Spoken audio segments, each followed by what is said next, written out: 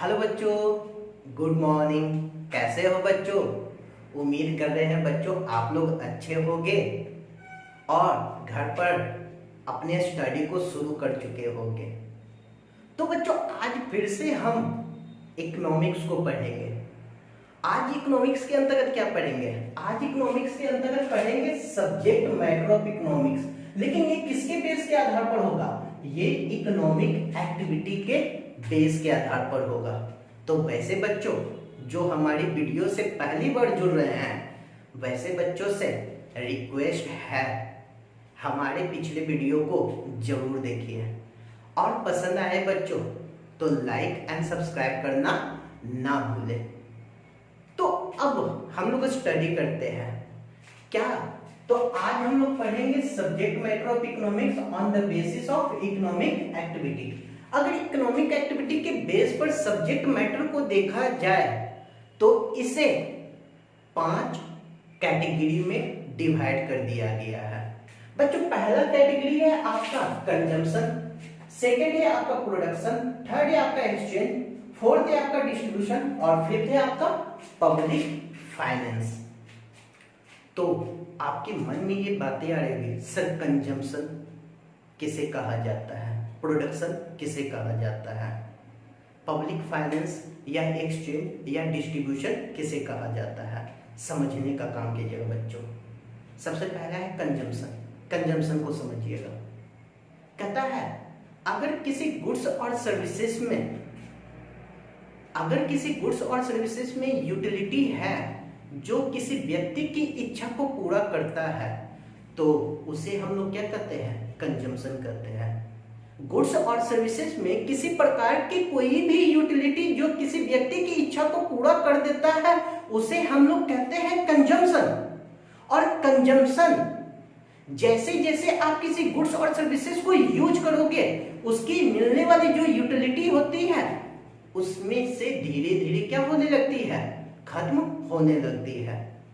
देखा जाए बच्चों, अगर मान के चलते हैं कि मुझे मीठा खाने का शौक है और मीठा मैं बहुत पसंद करता हूं, तो जैसे मैं रसगुल्ले को खाता हुआ चला जाऊंगा तो मेरी इच्छा तो पूरी हो जाएगी, लेकिन उस गुड्स की जो यूटिलिटी होगी या उससे जो मिलने वाली यूटिलिटी होगी वो धीरे धीरे क्या हो जाएगी? खत्म हो जाएगी। उसी प्रकार देखा जाए बच्चों, अगर मान के चलते हैं कि आपने एक नया मोबाइल खरीदा है तो उससे जो यूटिलिटी आपको मिलेगी, उससे जो वांट सेटिस्फाइड आपका होगा वो आपके वांट्स को क्या कर देंगे? सेटिस्फाई कर देंगे। लेकिन जैसे जैसे वो मोबाइल को यूज करते हुए आप चले जाओगे वैसे वैसे उससे मिलने वाली जो यूटिलिटी होगी वो धीरे धीरे क्या हो जाएगी? खत्म हो जाएगी। तो इस प्रकार से अगर देखा जाए बच्चों, गुड्स और सर्विसेज से मिलने वाली यूटिलिटी उसके कंज्यूम करने के कारण, यूज करने के कारण उसके क्या हो जाते हैं? खत्म हो जाते हैं। तो सब्जेक्ट मैटर ऑफ इकोनॉमिक्स के कंजम्पशन के अंतर्गत आते हैं तो इसमें हम लोग उसके वांट्स को स्टडी करते हैं। इसमें उसके वांट्स को शामिल किया गया है, इसमें उसकी क्लासिफिकेशन को शामिल किया गया है, साथ ही साथ जो सेटिस्फाइंग करने की इच्छा होती है उसके मेथड को इसमें शामिल किया गया है। समझिएगा बच्चों ध्यान से। कंजम्पशन कहता है want satisfying activity are called consumption, यानी ऐसा कोई भी आप एक्टिविटी कर रहे हो जिससे कि आपकी इच्छा पूरी हो रही है तो वो एक्टिविटी आपकी क्या कहलाएंगे? कंजम्पशन कहलाएंगे। वो एक्टिविटी आपकी क्या कहलाएंगे? कंजम्पशन कहलाएंगे। आगे क्या कहता है? आगे कहता है consumption destroy the utility of goods and services. Consumption क्या कर रहा है? गुड्स और सर्विसेज की यूटिलिटी को डिस्ट्रॉय कर रहा है। फिर कहता है कि सब्जेक्ट मैटर ऑफ इकोनॉमिक्स, इसका मतलब क्या हुआ कि कंजम्पशन के अगर सब्जेक्ट मैटर ऑफ इकोनॉमिक्स को देखा जाए तो इसमें क्या शामिल किया गया है? वांट्स को शामिल किया गया है, इसकी क्लासिफिकेशन को शामिल किया गया है और इसके मेथड को शामिल किया गया है जो आपके वांट्स को क्या कर सकता है? सेटिस्फाई करता है, उसको शामिल किया गया है। तो अब सेकंड हम लोग आते हैं बच्चों किसके बारे में? प्रोडक्शन के बारे में। प्रोडक्शन किसे कहा जाता है, प्रोडक्शन का मतलब क्या होता है, सिंपल में यहां पर फिर से समझते हैं। कहता है कि अगर किसी गुड्स में आप किसी प्रकार की यूटिलिटी का क्रिएशन कर देते हो, अगर किसी गुड्स में किसी भी प्रकार की यूटिलिटी को आप क्रिएट कर देते हो तो उसे हम लोग क्या कहते हैं, प्रोडक्शन कहते हैं, जिससे व्यक्ति के ह्यूमन वांट्स क्या हो जाए, सेटिस्फाई हो जाए, जिससे किसी व्यक्ति के ह्यूमन वांट्स क्या हो जाए, सेटिस्फाई हो जाए। जैसे मान के चलते हैं कि मेरे पास एक लकड़ी है, मैं उस लकड़ी का कोई यूज नहीं कर रहा हूं, लेकिन मैंने उस लकड़ी से चेयर बना दिया। क्या अब ये चेयर के कारण मैंने उस लकड़ी की यूटिलिटी को बढ़ा दिया? हाँ सर जी। अब मैं ये चेयर को यूज करना शुरू कर दूंगा? हाँ सर जी। तो क्या ये मेरे ह्यूमन वांट्स को सेटिस्फाइड कर दिए? हाँ। तो कहा जाता है इसे हम लोग क्या, प्रोडक्शन। प्रोडक्शन का मतलब किसी गुड्स को बनाना नहीं है, प्रोडक्शन का मतलब है किसी गुड्स में उसकी यूटिलिटी का क्रिएशन कर देना। और याद रखिएगा कि इसके बेस पर हमेशा ह्यूमन एफर्ट होना चाहिए। अगर ह्यूमन एफर्ट नहीं है, ह्यूमन का एफर्ट नहीं है, तो याद रखिएगा उसे कभी भी प्रोडक्शन की कैटेगरी में नहीं रखा जाता है। तो इसे समझने का काम करते हैं। प्रोडक्शन कहता है क्रिएशन ऑफ यूटिलिटी, यूटिलिटी का निर्माण करना फॉर सेटिस्फाइंग ह्यूमन वांट, जो ह्यूमन के वांट्स को क्या करता है, सेटिस्फाई करता है, क्या कहलाता है, प्रोडक्शन कहलाता है। कहता है human effort is essential in creation of utility. इसका मतलब है कि मनुष्य की जो एफर्ट है वो आपकी क्रिएशन, यूटिलिटी के क्रिएशन करने में जरूरी है, otherwise it will not be includes in production, otherwise इसे कभी भी प्रोडक्शन में शामिल नहीं किया जाएगा।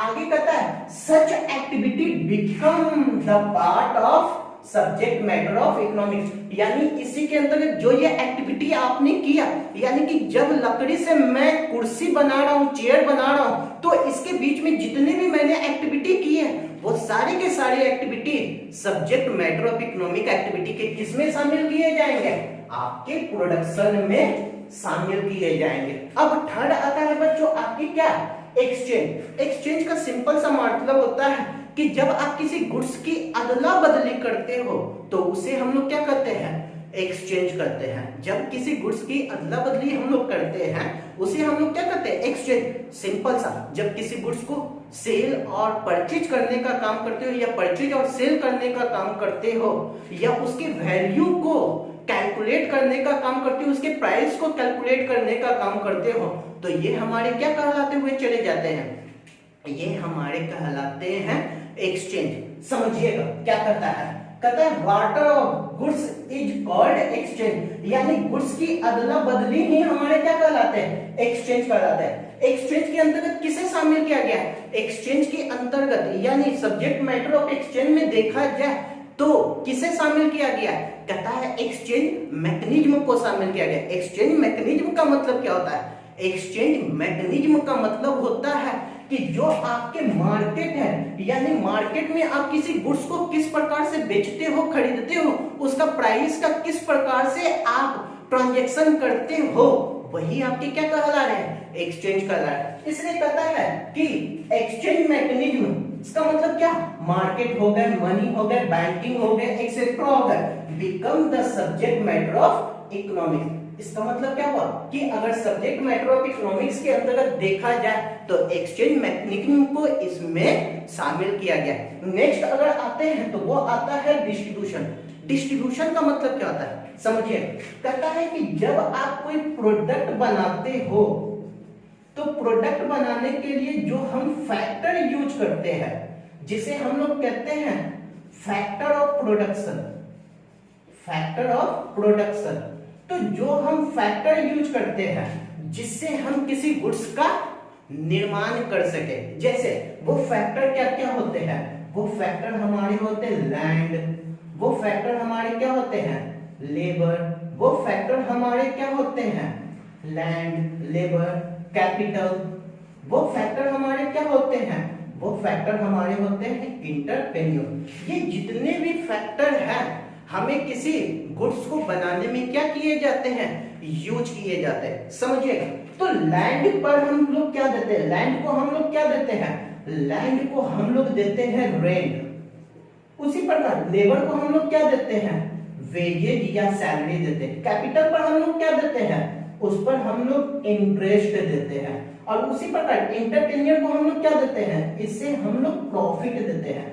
तो लैंड को कितना हमें रेंट देना है, लेबर को कितना हमें वेजेज देना है, कैपिटल पर हमें कितना इंटरेस्ट देना है, या एंटरप्रेन्योर को कितना प्रॉफिट मिलेगा, जब इसका हम डिस्ट्रीब्यूशन करते हैं तो ये हमारा कहलाता है डिस्ट्रीब्यूशन। यानी जब इसको हम बांटने का काम करते हैं, सभी एक दूसरे पर इसे हम लोग डिस्ट्रीब्यूट करने का काम करते हैं कि लैंड को कितना रेंट मिलेगा, लेबर को कितना वेजेज मिलेगा, कैपिटल पर कितना इंटरेस्ट मिलेगा, एंटरप्रेन्योर को कितना प्रॉफिट मिलेगा।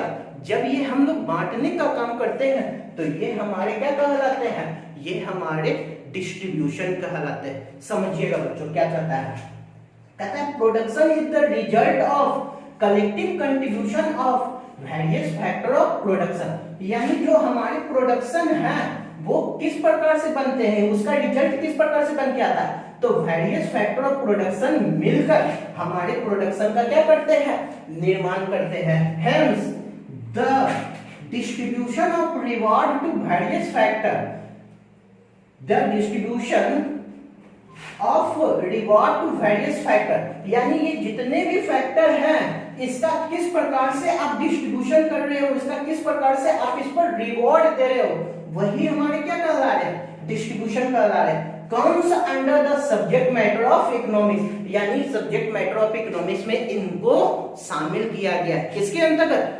डिस्ट्रीब्यूशन के अंतर्गत। और उसी प्रकार अगर पब्लिक फाइनेंस को देखा जाए तो ये क्या करता है, it study various aspect of public expenditure, यानी इसमें हम लोग क्या स्टडी करते हैं, तो पब्लिक एक्सपेंडिचर के बारे में स्टडी करते हैं। और क्या स्टडी करते हैं, पब्लिक रेवेन्यू के बारे में स्टडी करते हैं। और क्या स्टडी करते हैं, पब्लिक डेट्स के बारे में स्टडी करते हैं, या फाइनेंशियल एडमिनिस्ट्रेशन के बारे में स्टडी करते हैं। और ये स्टडी करना ही हमारे सब्जेक्ट मैटर ऑफ इकोनॉमिक्स के अंतर्गत पब्लिक फाइनेंस में शामिल किए जाते हैं। तो इस प्रकार से देखा जाए बच्चों तो ये है आपके subject matter of economic on the basis of economic activity. तो बच्चों आज के लिए इतना ही, फिर मिलते हैं नेक्स्ट वीडियो में नेक्स्ट टॉपिक के साथ। थैंक यू बच्चों।